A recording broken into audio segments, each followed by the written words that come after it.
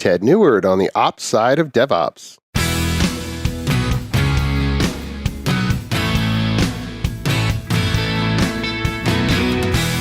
The Azure DevOps Podcast is a show for developers and DevOps professionals shipping software using Microsoft technologies. Each show brings you hard-hitting interviews with industry experts, innovating better methods, and sharing success stories. Listen on to learn how to increase quality, ship quickly, and operate well. And now your host, Jeffrey Palermo.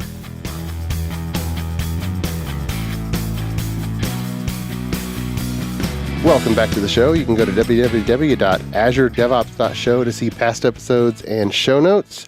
I'm your host, Jeffrey Palermo, and really excited today here in his home of Redmond, Bellevue, Washington, that general area east of Seattle. We call it East Side Seattle. That's right for the MVP Summit. I'm visiting with Ted Neward, who's an independent consultant and architect, and also the longtime columnist of Code Magazine in the back. And we're going to be talking about the operations side of DevOps. But Ted, how are you? Good to see you. Well, it's a sunny day here in Seattle. Apparently, the MVP Summit was scheduled precisely for the right week because we do not have any rain and we do not actually have any snow left on the ground for you guys. It is sunny. It's supposed to be like this all week, according to the weather report, knock on wood. So whenever it's sunny in Seattle, people are kind of happy because this is like, our allotment of the 12 days of sun that we get in Seattle a year. So, it's pretty good. It's pretty good. Awesome. It's always fun when my friends come to town just to see me. Right. And that other Microsoft thing, but yeah, mostly to see me. Right. So we are recording from the day before the MVP Summit. So 2,000 Microsoft MVPs from around the world descend on your hometown, and you're not doing your Shez. Yes. Hello, Keith Elder. We're thinking of you. Shez Neward house party today. Yep. Yeah. Just, a little bit too much stuff going on this year to be able to pull that one off. Well, you're a professor. I think something conflicted, right? Well, what are you teaching? So actually, I teach over at the University of Washington. I'm a guest lecturer, so it's not a full-time tenured position. But I'm actually teaching the kids mobile dev. So nice. iOS this quarter and then Android next quarter. And yes, finals would have conflicted with the night of the Shea Neward party, and my wife basically told me in no uncertain terms that she is not going to go through and cook for 300 people if I'm not even going to be there to be at my own party. Right. Yeah, I can't imagine where she's coming from, right? I mean, seriously, help me out here, Jeff. She's crazy, right? You've been at everyone before, at least to eat the food. Well, there's that, yes. So you have a really interesting take that I think that our listeners benefit from. Because our listeners, this podcast is for people who are developing custom software on the Microsoft platform. And by and large, they're targeting Windows servers or Azure or both. Right. And they're using Visual Studio and the whole realm of technologies around it. But that's who's listening to this podcast. And of course, we've had many guests talking about the automated DevOps pipelines and the practices to shorten the cycle time between making a change and getting things out to the customer. But the ops side of DevOps is just as important. And what would you say for the canonical team of not the Fortune 500 because they're so varied, but the smaller teams that are just they're trying to do a good job, 3, 4, 5 of them. What do you see out in your practice regarding how operations is getting implemented in this DevOps movement? Well, the biggest concern that I've got, quite frankly, is that in many cases it's not being implemented at all, right? The fact is that, when the guys at ThoughtWorks, many of whom are friends of mine, when they really started pushing this notion of DevOps, what they originally had intended was that we tear down the walls between the silos of developers and operations, right? That in fact should allow both groups to work collaboratively on getting something out into the world, basically. In the same way that a lot of the original Agile programming tactics, right, pair programming and story cards and the on-site customer and so forth, were designed not to get rid of all of your quality assurance engineers, but to, in fact, let them be a part of the project to begin with, to create much more of a matrixed team responsibility as opposed to creating these IT departments where the QA folk live in building A and the ops folk live in building B and the developers live in building C, and the only time they meet is at the company all hands, right? And unfortunately, what happened in a lot of the early Agile discussions was great if we're doing unit testing and we're doing refactoring and we're doing, all this writing code to test our code, we can fire all the QA people. And I watched a number of companies do exactly that and then couldn't figure out why their software wasn't bug-free. And what they didn't realize is that it is absolutely possible to fail with 100% code coverage. Your project can be a complete disaster even if you've got unit tests that exercise all of the code. Because unit tests, by definition, are testing a unit of work, and they don't necessarily test how all of the different parts work together, right? Well, a good QA engineer will be able to try things that you just couldn't even imagine. I mean, who in their right mind would actually do that? And funny enough, QA engineers do that because they know that end users will do that and result in broken software. They're creative. They're very creative. Some of the best QA people in the world have just an entirely different mindset. They just look at the world fundamentally differently than the way developers do. And I think a large part of it is because developers are generally looking for, how do I make the software right? And QA folks are looking at, how do I make it wrong? I think just that basic fundamental difference of viewpoint makes a whole lot of difference in terms of how we go and build this stuff. Now, to a certain degree, what we did want to see is we wanted to see, the Agile mindset and QA bringing them into more of a sort of a modern style of QA so that QA folks weren't doing regression tests. We had automated tools that were doing that and thus spawned the notion of a software development engineer in test, right? An SDET. And so now a lot of your QA folks are learning how to program and writing tests against the code, bringing their QA mindset to the project as a whole, but they're not focused on implementing features. They're literally focused on breaking them, right? So we saw an evolution in the way QA worked. And I think we're on the cusp of a similar kind of shift for the operations folks, particularly because so many people are putting things into the cloud. It means that ops folks no longer have to worry about switching out disk packs and ordering Spiking a new hard server. drives. Yeah, exactly. They don't have to worry about some of that stuff. Although I will note that I do think the world probably wants to seriously question whether they want to get into the cloud for a variety of different reasons. Because, for example, when you decommission a server, who is actually making sure that the drive is wiped clean? Who is, in fact, spiking the drive, literally, to make sure that the data cannot be recovered? Right. Because we've seen the stories, right? I mean, there have been several investigative journalistic reports about people who are buying copiers from, like, used copy shops. And they have memory. They have hard drives, Jeff. They have hard drives. Of everything they've printed. Of everything that they've ever printed. And in some cases, the drives aren't even it's not like they just did a fast delete. They didn't even bother deleting them. They just sold the copier as is. And so, yeah, if you go down to some sort of hardware restoration or, where people sell these used copiers, right? You can get a copier from a law office or from a doctor's office, and you can see people's medical records, legal records. They can see confidential financial information because people were copying it and then never bothered wiping the drive. So what you're saying is the scene from Office Space should be implemented everywhere. If that copier was used to copy sensitive documents, which is probably true of 90% of the copiers in the world, then yeah, they really do need to go out into a field with a baseball bat and beat the living stuffing out of it. Absolutely. If you haven't seen the movie, that's what they did to this copier. Yeah, because it was a terrible copy machine. And I have felt that way about several printers that I have run across in my years in the corporate world.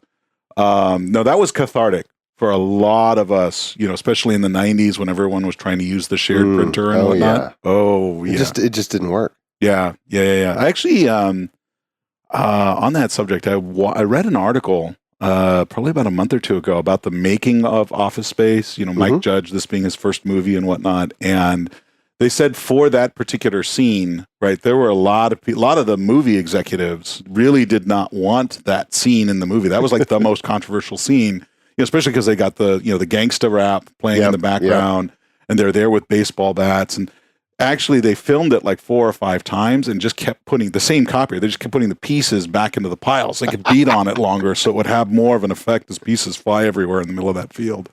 But if you're a geek and you haven't watched Office Space, I seriously call into question your geek cred. Right. You need to watch that movie. It's amazing. And quite a bit of that was filmed in Austin, Texas, and so that's where I live. Right. And I've gone around and saying, okay, that scene was there, and that scene was there. Yeah.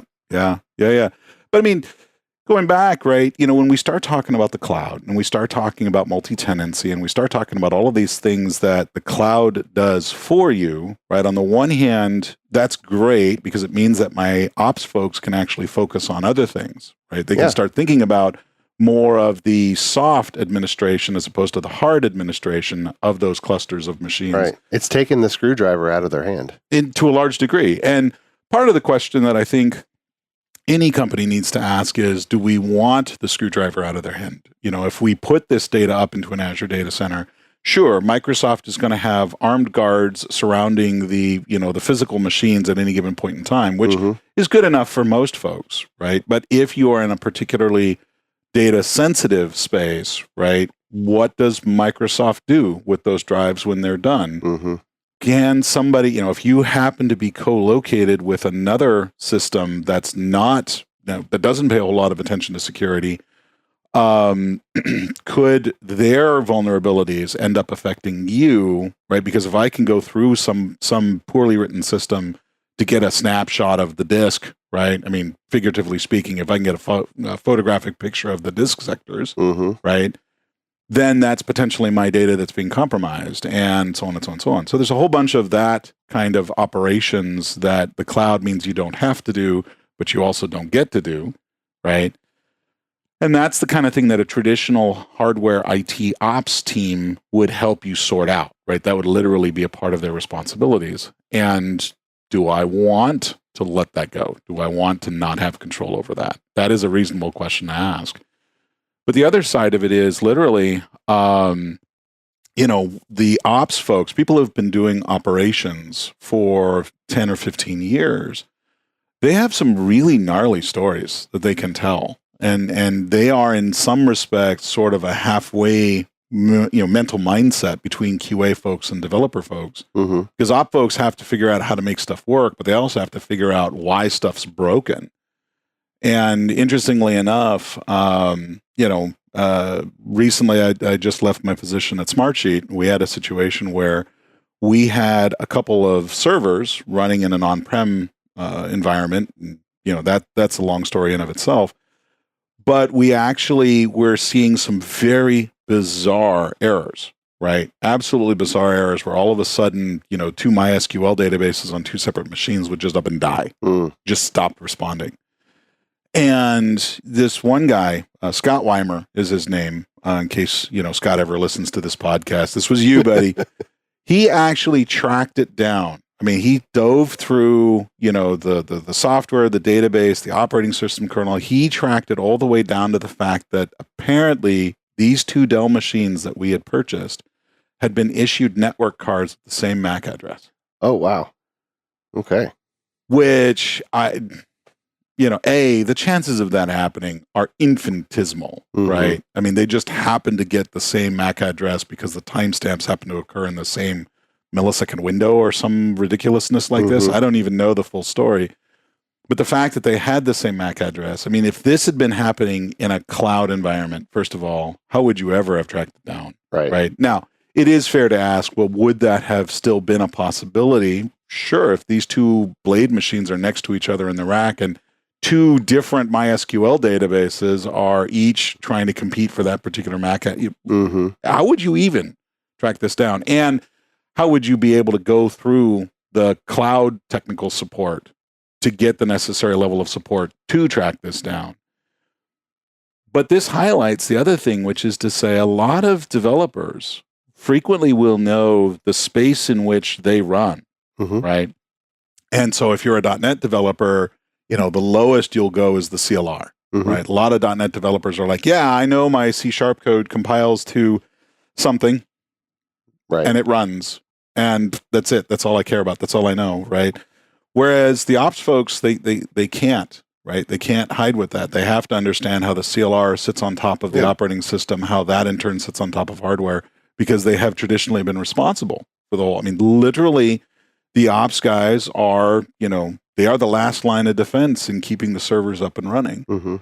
And so they have a very different mentality from a lot of the developers of the world. Because developers, right? Remember, it's Facebook. It's developers that want to move fast and break things. Right. And ops guys are like, don't move at all and nothing will break, because they care, first and foremost, about the system having 99.999% uptime. And if you do the math on that, by the way, that works out to 5 nines. Availability works out to less than 5 minutes of downtime per calendar year. Yeah, that's essentially nothing. And developers, I mean, you try to have that conversation with developers, and developers will frequently say, no, man, we got to get out the door fast. We just got to ship it. If we're at 80% availability, that's good enough. Right. The ops guys are like, no, it's not, because I'm the one who gets paged at 2 a.m. when something is down. Right. And historically, this has set up contention between the developers and the ops guys, because developers will say, yeah, sure, we shipped it. It ships. And so, yeah, you ops guys, you take care of it now. Developers had not historically been feeling the pain of some of their bad decisions, because once it's in production, we never see it again. Right. Especially if the system is in the revenue value stream rather than just internal staff work. Right. And so for a lot of folks, the notion of DevOps was about developers being aware of, being engaged with ops, being able to see some of the ramifications of those decisions. What a lot of companies seem to have interpreted that to be is, okay, developers have to wear pagers now. Developers have to get paged at 2:30 in the morning when the system goes down. And that was never really the intent, because now it's dev replacing ops, and you lose that mindset that the ops folks have. And just like I didn't ever want to see the QA mindset disappear, because that is an absolutely critical part of how we get not just software, but working software. The ops mindset similarly needs to be there so that we can get working software that continues to work. And developers, I mean, right now, developers aren't being taught these things. Developers aren't, they're literally incentivized to ship stuff without concern for how many bugs there are or how long it stays up. Well, the industry is just scrambling to find enough developers. And if you've gone through a coding school, you call yourself a developer, and boom, off you go to your first job. And there are some very, very good folks who are emerging out of those coding schools. Don't get me wrong. Oh, yeah. Right? Oh, yeah. But as far as an education, a curated education to be fair, right, I go back 20 years when I was attending the University of California at Davis. I don't ever remember seeing Intro to System Administration anywhere in the CS curriculum. None of us had it either. Right. But as long as, the industry's still young, but we didn't have it when we were going through our education, but it's still not there now. Right. So we've all learned what we know through what we've done, just like the people coming up are going to be. Well, and that's the thing is, these, the whole mentality of the DevOps pipeline, the whole mentality of developers automate all the things and we're done, suggests that the current generation of folks who understand testing and ops, there are not going to be any replacements for them. Right? Once they die off, figuratively or literally speaking, there will be nobody who has that mindset anymore. And developers are going to have to learn all of that themselves. I mean, right now, talking with a bunch of folks in the recruiting space and whatnot, I mean, again, when I was at Smartsheet, we were looking for full stack developers, people who understood the front end and the back end and can work in the database and whatnot. The generalist. And they were hard to find. There were a lot of people who understand the front end but didn't have as strong a set of skills on the back end. There were a lot of folks who had good back end skills but didn't really get the front end, because that's a lot of stuff to try to keep straight. Now you're asking them also to have a QA mindset and to have an ops mindset. And by the way, 1 week in 4, you're on call, so you have to be within 15 minutes of your phone at all times, and you have to be someplace where you can log in.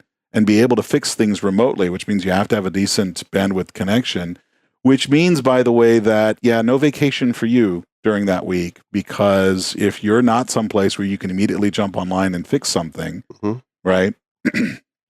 And honestly, I don't know how many developers I know that are actually ready to sign up for that. On top of which, and we need to make sure that every developer as part of the entire development team has all the access to all the resources necessary to diagnose, troubleshoot. And we probably should figure out how to teach them how to detect the denial of service attack so they can understand how to rewrite the IP packets through the network proxy, through all of these things that developers historically have not had to learn. Right? We stayed in our lane, bro.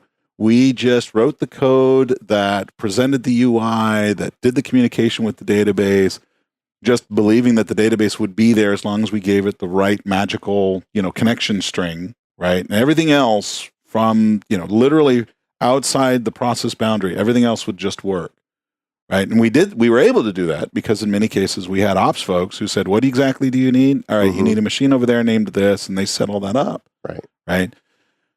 And so, from the perspective of, the so-called long tail companies, right? The notion of, generalists becoming more generalists, right, definitely seems to be the direction that the industry wants to go.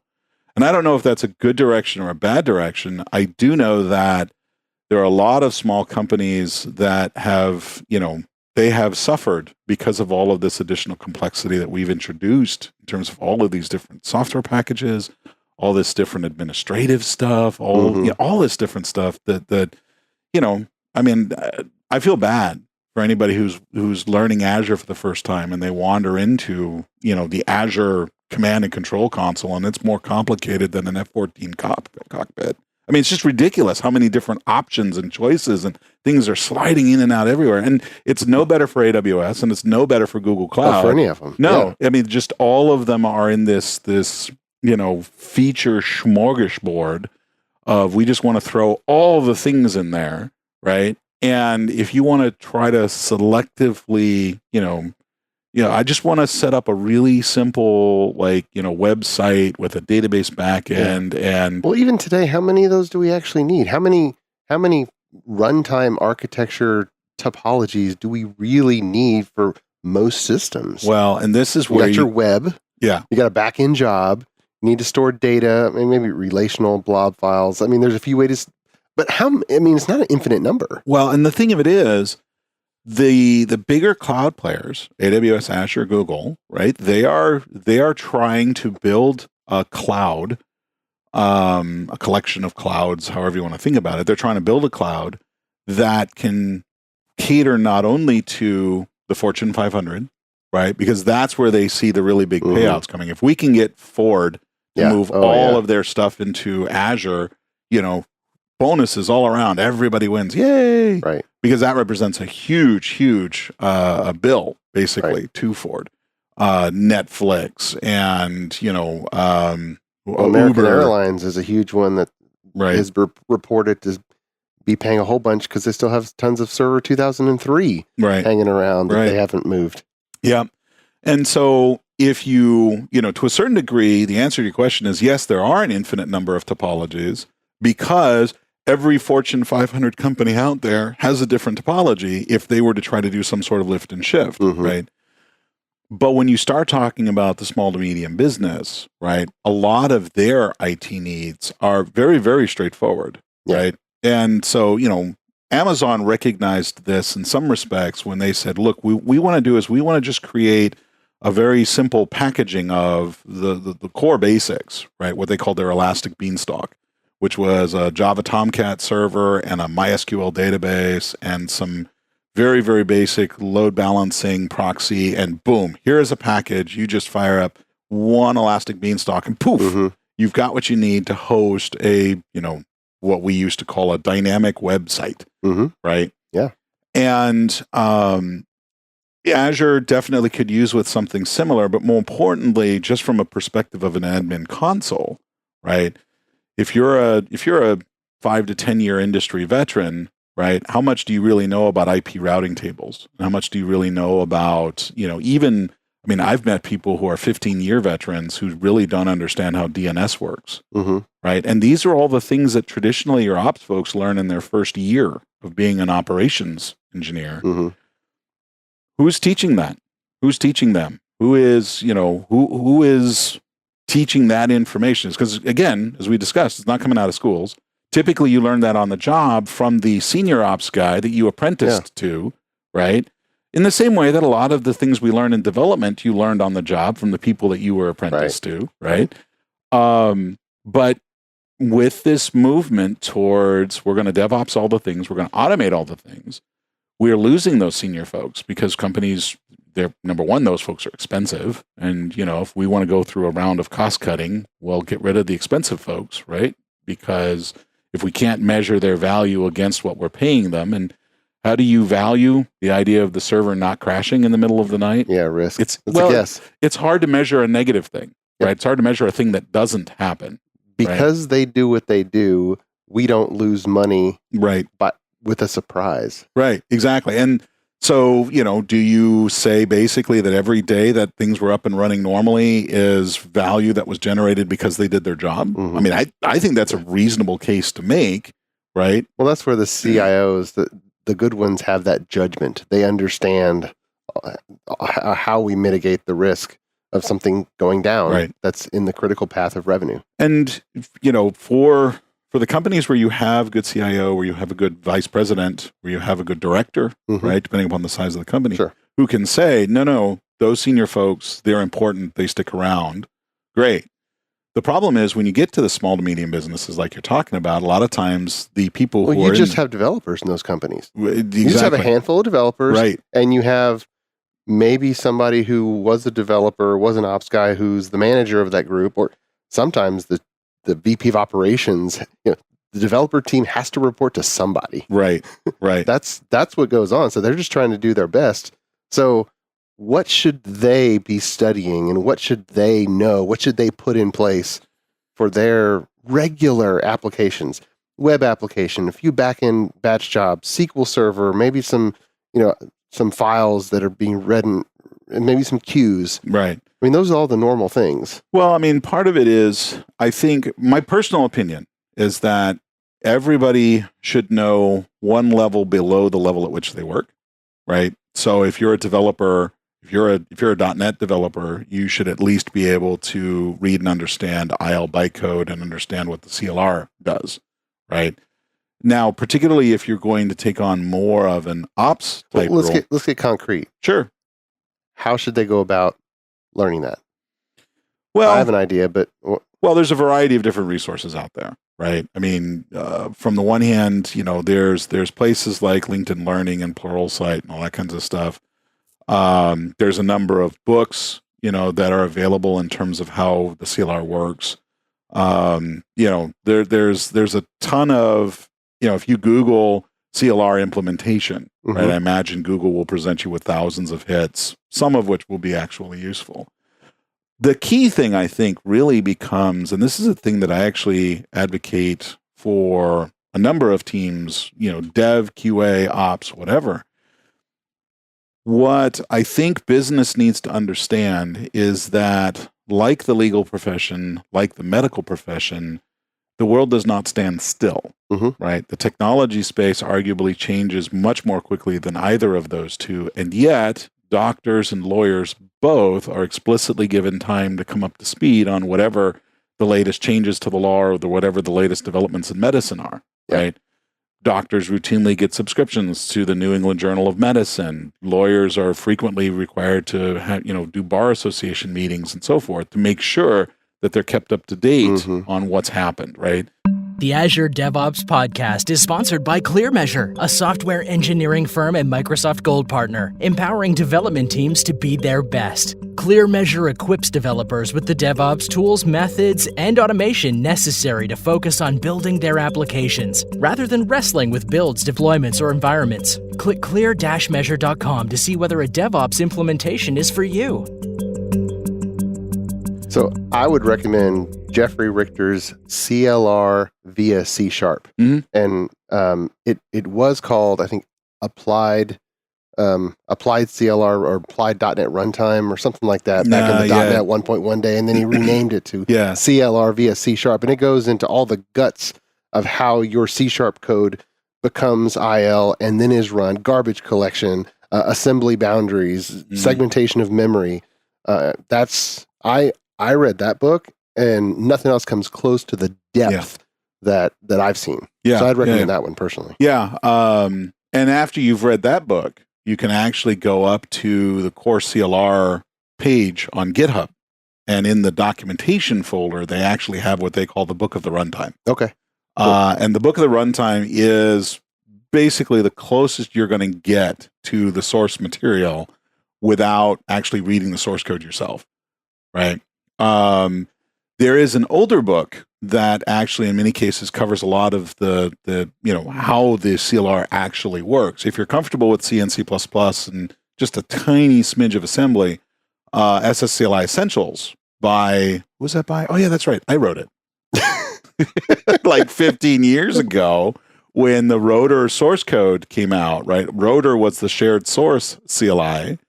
And that actually .NET 1.1 or was it just 2.0? No, it got to 2.0, but there was a 1.1. Yep. So the Rotor bits shipped officially at the same time that .NET went 1.0, because the Rotor bits were actually intended as the I don't want to call it the reference implementation, but they were an implementation of the ECMA standards that so .NET, other people could write .NET compilers and make sure that would cross-compile and work correctly. Like the Fujitsu COBOL.NET compiler, things like that. Exactly.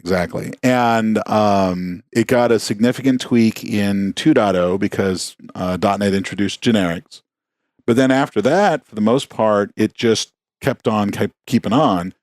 Because there really were no substantive changes to the runtime for many, many, many years after that. Now, the Rotor effort has since been long since abandoned, right? I don't even know that you could find the Rotor tarball anymore. Well, don't we have we're on the third runtime? We had the 1.0.1.1, but then the 2, and then the 4, and we're still on the 4, right? CLR4? For the most part, yeah. Yeah, so since CLR4, the .NET Framework, .NET Core have all just built on the same runtime. So you learn the guts of CLR4, and you're good for a long way. Well, and part of the thing is understanding that level below where you work, right, will get you introduced to the notion of what processes are and so forth. And again, from an ops perspective, they work at the operating system level, right? So in many cases, they want to know one level below that. So if you're a developer who's taking on a lot of the operations type management and so forth, then you really do need to know one level below the process structure as a whole, which is to say you do need to understand how networking works, right? What does TCP/IP mean? What's the difference between TCP and IP? And why is that difference important? How does TCP/IP differ from, say, UDP/IP, right? Or any of the other protocols that we've got available out there. And you need to understand a little bit about, how machines are addressed and how we get packets from one end of the internet to the other, which is to say the whole notion of routing and domain name services and so forth. What is a proxy? What is a reverse proxy? Do I really need one? Right? And there are a lot of traditional academic books, Douglas Comer or W. Richard Stevens, right? A lot of this is all, you pick up the title of W. Richard Stevens, Advanced Unix Programming. You're like, what? I don't need to know Unix. I want to know Windows. Guys, the Unix networking TCP/IP stack is derived off of Berkeley BSD sockets, which came out of the Unix environment, right? So in many cases, you're going back to some of these books that are 10, 15, 20 years old to understand some of this technology.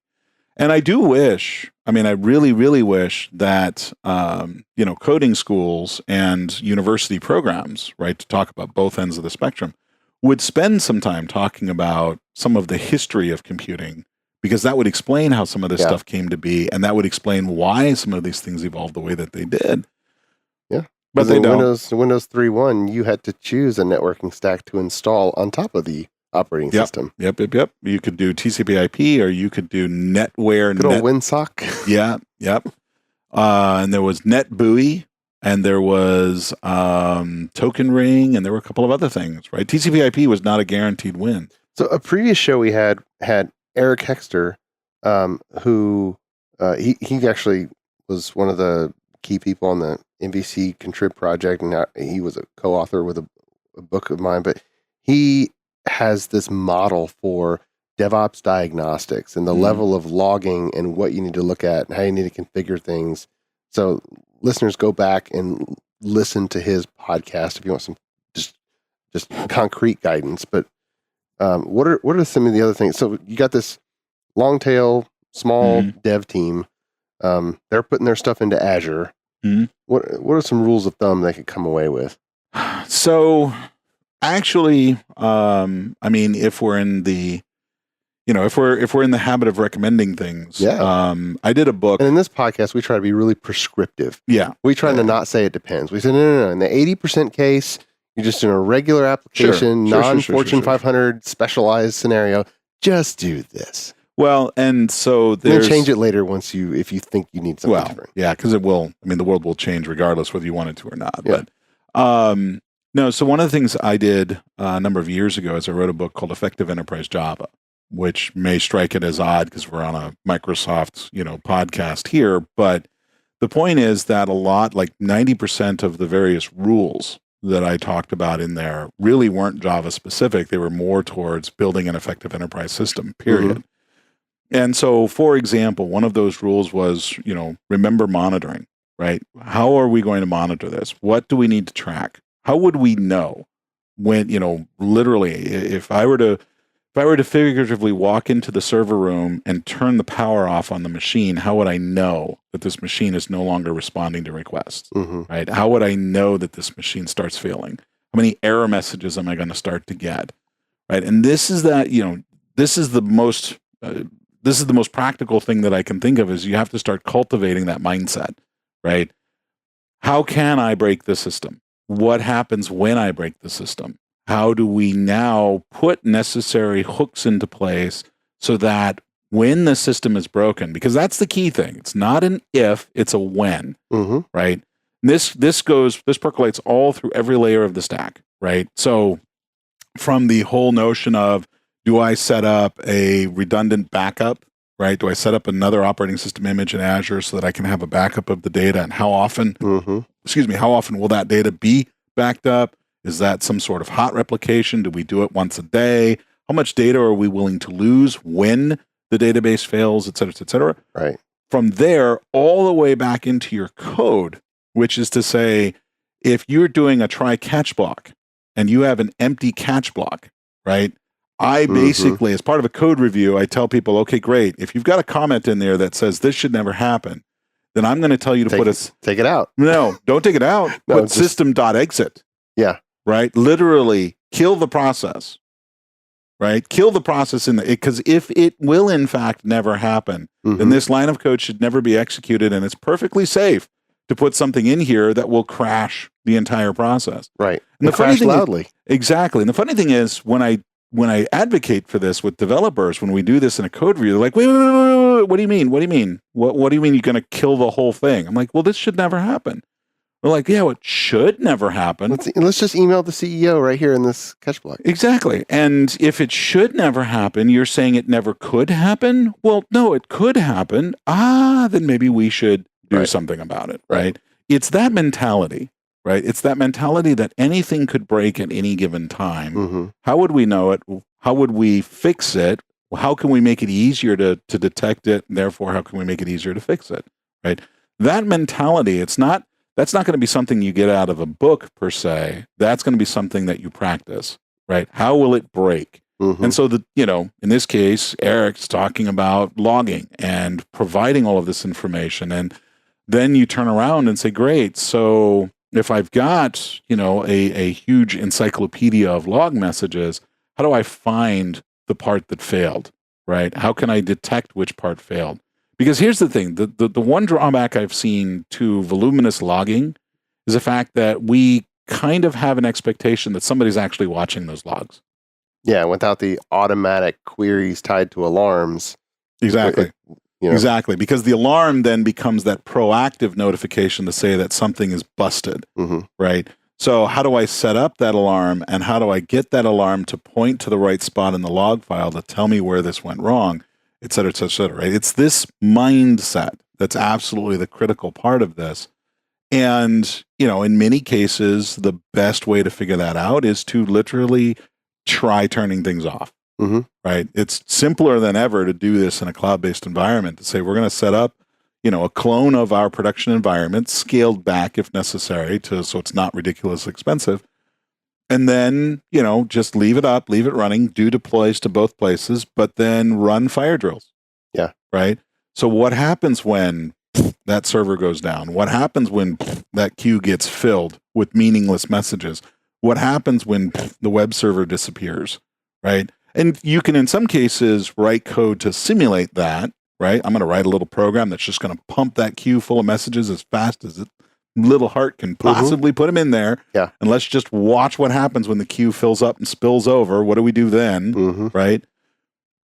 So there's lots of different things we can do to test this, but it's the key aspect here is the mentality that says, I want to break the system so that I know how it breaks, so that I know how fragile it is in some cases, and so that then I can figure out how to recover from it.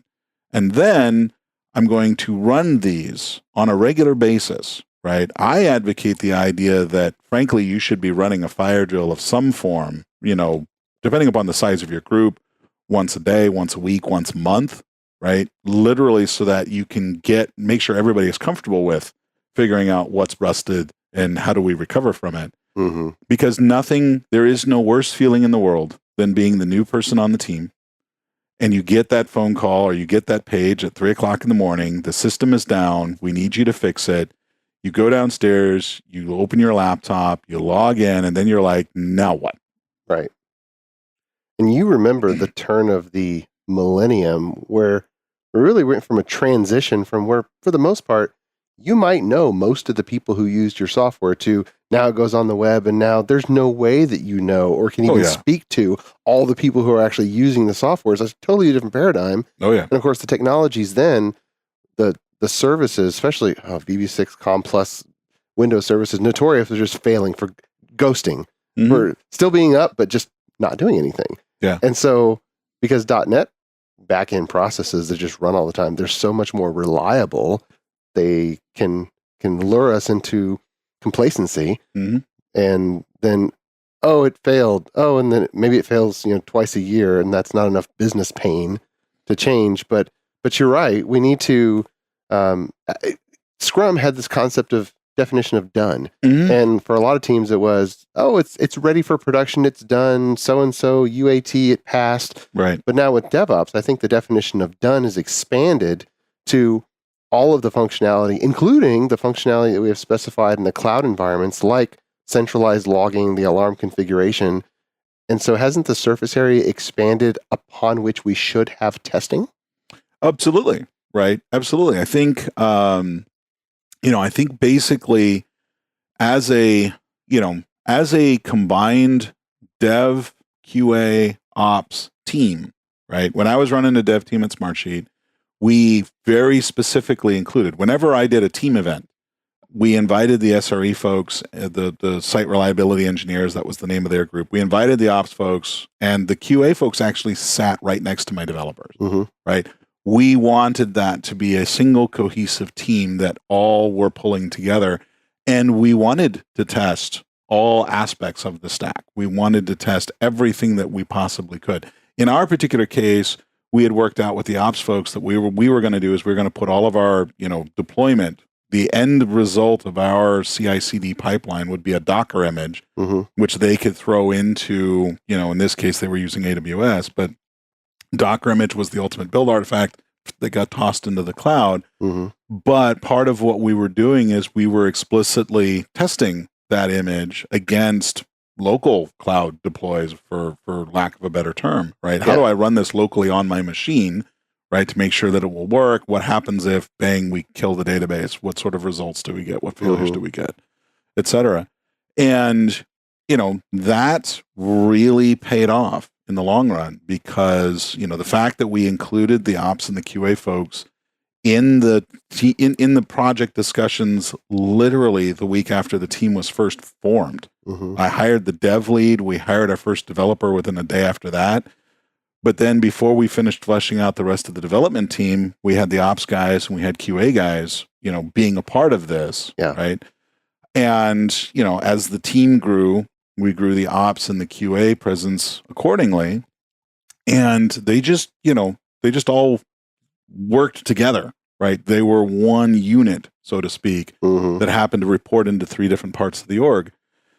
And we tested everything we could possibly think of, right? Now, to be fair, this was not an app that needed to have 100% fault tolerance, right? It did not have to be up 100% of the time. And so we would get to certain points where it's like, well, what happens if X, Y, and Z? And at that point, I or somebody else would simply say, well, then the app is down. And there's nothing we can do about it. And we wait until, stuff happens. Because there's always going to be a point. There's always going to be some element where you say, well, what happens if heavily armed Soviet commando forces storm the data center and kill everybody? Right. Well, then they have your data. If the generator runs out of fuel after the electricity's out. Yeah, exactly. I mean, there's all kinds of those what-if scenarios. And, you have to understand that there's going to be a certain point at which, to your point, it doesn't make business sense to try to test everything and fix everything. So you decide basically where that pain point is, right? Where is the point at which you say, it's not worth spending, $10 million to build our own cloud center that uses a different source of electricity than the one that Microsoft chooses to use, right? And even in some cases, there are bugs in software that you say, well, this bug, which is actually a bug that will, make the data center like break into fire, right? It overheats the CPU and causes it to spontaneously combust, but nobody ever exercises that functionality versus this bug over here, which is a minor UI annoyance. It's an irritation, but 2,700 people are hitting it every single day. Right. I'll tell you which one I think is the bigger one, because even though the exposure and the liability of the UX bug is much, much lower than the whole data center catching fire, the fact that 2,700 people hit this every single day magnifies the impact of that, even though the data center never catches fire. So part of this testing, this mentality, this triage mindset is not just how bad is the bug, but also how many people are running into it, and how do I make sure that I understand what parts people are running into? How do I get feedback from my users, right? How do they tell me, hey, I hit this and it's frustrating me, and so on and so on and so on. This is where Microsoft, for example, for a number of years has had the little happy face down in the corner where you can report stuff, right? So that this is their attempt to try to get that feedback, right? There were other efforts that I've seen in the past where people have actually tried to, record users' movements through the software so that now there's some privacy issues that go with that. And so your mileage may vary. You have to think about how this works with your particular business model and yada, yada, yada. But again, while I was at Smartsheet, the main core product would actually sort of keep an eye on basically as users moved to the system, so that if they contacted one of our customer service reps, the CSR could say, okay, great. So, what email address? Let me log in. Let me see. Okay, so you went from here to here to here to here to here to here, and you're stuck at this point. Is that correct? Yes. Okay. Then what you want to do next is blah, right? And, that definitely makes a lot of people feel very, very comfortable with the software. But more importantly, it's giving you that feedback. It's giving you that image, that vision of what people are doing with your software, and allowing you to make some of those triaging decisions more effectively, which will then let you say, you know what we found is, we built a whole bunch of infrastructure around our database. It fails over well. Nobody's complaining about the database. Amount of additional dollars we should invest into database infrastructure is zero. Yeah. Because it works, and we're not getting any complaints. We're not losing any data. So then you just leave it. Right. We do not need to make it better, right? Because that's very much the ops mindset. Once we get it to the point of working, don't mess with it. Don't screw with it, right? Yeah. Well, I know we're here at the end of the show, but what specifically should our listeners follow up on if they've been listening to this and their minds are sparked? What would you direct them to as to continue this bit of learning? Honestly, I would direct them to some of the classics, right? The classics of CS, figuring out, how TCP/IP works, Comer and Stevens and some of those books. Certainly understanding, just some of the various management and monitoring tools that are available to them, right? So, for example, Windows Management Instrumentation and some of the other tools that .NET makes available for being able to hook into some of the various facilities that Windows offers. Mm-hmm. Accordingly, if you're a .NET Core person, right, and you're running on top of a Linux image, how do I report errors in a Linux environment, right? It's not so much that I want to say these are the books that you should go read, because frankly, there's dozens, there's hundreds of them. One book I think that is generally a general purpose recommendation, regardless of your technical stack or whatnot, is Pragmatic Programmer, right, by Dave Thomas and Andy Hunt. Best non-technical programming book anybody will ever read, because a lot of it is about this kind of mindset, this kind of mentality, right? They have one particular practice they call tracer bullets, right? Because tracers, of course, when you fire, you can see where they go. Exactly. You can see where it's actually headed, so you can tell whether or not you're actually hitting your target, right? This is kind of that mentality of, how do I know what I know? How do I know that what I know is correct, right? The philosophers used to have this kind of epistemological questioning all the time, right? This gets us into the whole discussions about being a brain in a vat and the matrix and all of that stuff. How do I know that what I'm sensing is correct? When in the software space, how do I know that when this code is running, that it's actually executing, right? How do I know that the failure is happening in this particular place? How do I know that the software is even running, period? When I deploy this thing, is it even still up, et cetera, et cetera? Right. So that notion of tracer bullet is something that we can apply across the entire stack, just to be able to figure out what our monitoring footprint should look like. And your website, your Twitter, where should people go to find you? Oh, I don't think people, if they want to come find me, I mean, my Twitter is at Ted Neward, and I have two websites, blogs.tedneward.com and newardassociates.com. But frankly, there are much, much smarter people in the world than me that are talking about this stuff. So don't come to my site for this for this stuff. Go to they may want to hire you. If they want to hire me, Google Ted Neward, they'll be able to find me one way or another. But more importantly, again, this is sort of the professor in me. It's like, hey, I don't want to make you read my book. There are better people who have written better books on this subject. Go to those, right? The key thing really to me is that mindset. That's the key. Because if you are focused on trying to learn how to do these things, if you're focused on asking those questions that don't necessarily have easy answers, you will go find those resources. Because, I mean, the internet is a wonderful thing. There's all these resources out there. You just know the right question to ask. Yeah. And so hopefully asking these questions will lead them to those resources, whether it's Richter's CLR book, whether it's the SSCLI Essentials book, whether it's whatever. That's the key, as far as I'm concerned. Awesome. Well, great talk. Thanks, Ted, for being with me. Thanks for having me. And until next time, keep shipping.